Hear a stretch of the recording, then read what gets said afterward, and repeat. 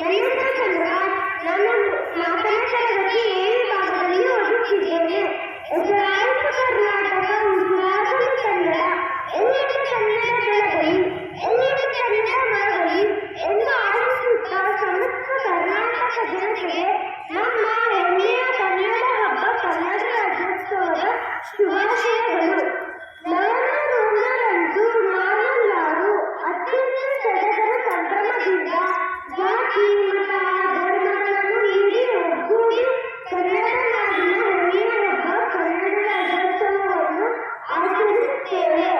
November 1 Bharat ದೇಶದ ಇತಿಹಾಸದ ಪುಟದಲ್ಲಿ ಸುವರ್ಣಾಕ್ಷರದಲ್ಲಿ ಬರೆದಿಟ್ಟಿರುವ ಮಹತ್ವದ ದಿನವಾಗಿದೆ.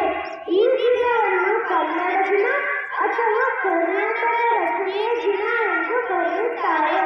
ಏಕೆಂದರೆ 1956 ನವೆಂಬರ್ 1ರಂದು ದಕ್ಷಿಣ ಭಾರತದ ಎಲ್ಲ ಕನ್ನಡ ಭಾಷೆ ಮಾತನಾಡುವ ಪ್ರದೇಶಗಳನ್ನು ವಿಲೀನಗೊಳಿಸಿ ಮೈಸೂರು ರಾಜ್ಯವನ್ನು ರಚಿಸಲಾಯಿತು.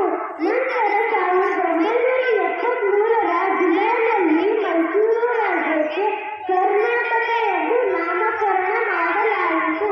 ಇನ್ನು ನಮ್ಮ ಕರ್ನಾಟಕ ರಾಜ್ಯದ ಏಕೀಕರಣದ ಕನಸನ್ನು ಕಂಡ ಮೊದಲ ವ್ಯಕ್ತಿ ಎಂದರೆ ಆಲೂರು ವೆಂಕಟರಾಯರು, ಜೊತೆಗೆ Kuvempu, Masti Venkatesha Iyengar, K. Shivaram Karanth, T. N. ಶ್ರೀಕಂಠಯ್ಯನವರು ಪ್ರಮುಖರಾಗಿದ್ದಾರೆ. ನವೆಂಬರ್ 1ರಂದು ಕನ್ನಡ ರಾಜ್ಯೋತ್ಸವ ದಿನದಂದು ಕೆಂಪು ಮತ್ತು ಹಳದಿ ಬಾವುಟವನ್ನು ಆರಿಸುವ ಮೂಲಕ ರಾಜ್ಯಾದ್ಯಂತ ಕನ್ನಡ ರಾಜ್ಯೋತ್ಸವವನ್ನು ಆಚರಿಸಲಾಗುತ್ತದೆ. ಇದೇ ಸಂದರ್ಭದಲ್ಲಿ ನಮ್ಮ ಕನ್ನಡ ಗೀತೆ ಜಯ ಭಾರತ ಜನನಿಯ ಜನಜಾತೆ, ಜಯ ಹೇ ಕರ್ನಾಟಕ ಮಾತೆ ಎಂದು ಹಾಡುವ ಮೂಲಕ ಇಡೀ ರಾಜ್ಯವು ಈ ಕನ್ನಡ ಹಬ್ಬವನ್ನು ಆಚರಣೆ ಮಾಡುತ್ತದೆ.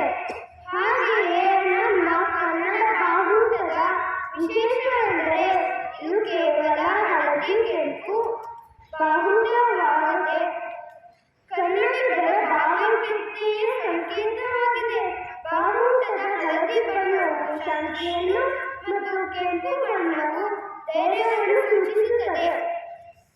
ಜೊತೆಗೆ ಹಳದಿ ಬಣ್ಣವು ಅರಿಶಿನ ಮತ್ತು ಕೆಂಪು ಬಣ್ಣವು ಕುಂಕುಮದ ಸಂಕೇತವಾಗಿದೆ.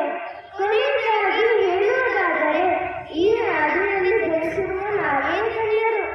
ನಮ್ಮೆಲ್ಲರ ಕನ್ನಡ ಭಾಷೆಯು ಕೇವಲ ಒಂದು ಭಾಷೆಯಲ್ಲ, ಅದು ನಮ್ಮೆಲ್ಲರ ಉಸಿರು.